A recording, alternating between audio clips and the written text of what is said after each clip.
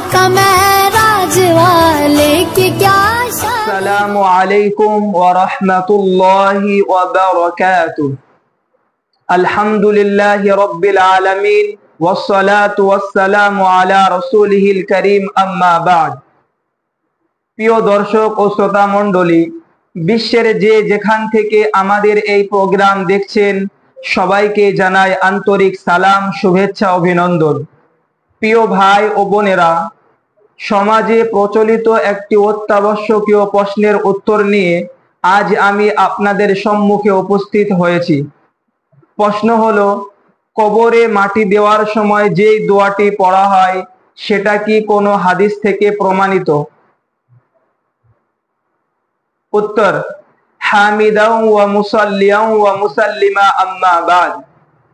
কবরে মাটি দেওয়ার সময় যে দোয়াটি পড়া হয় অর্থাৎ মিনহা খলাকনাকুম ওয়া ফিহা নুঈদুকুম ওয়া মিনহা নুখরিজুকুম তারাতান উখরা, এটি হাদিস থেকে প্রমাণিত। আন আবি উমামাতা ক্বালা লাম্মা উজিয়াত উম্মু কুলসুমিন ইবনাতু রাসূলিল্লাহি সাল্লাল্লাহু আলাইহি ওয়াসাল্লাম ফিল কবরি ক্বালা রাসূলুল্লাহি সাল্লাল্লাহু আলাইহি ওয়াসাল্লাম মিনহা খলাকনাকুম ওয়া ফিহা নুঈদুকুম ওয়া মিনহা নুখরিজুকুম তারাতান উখরা।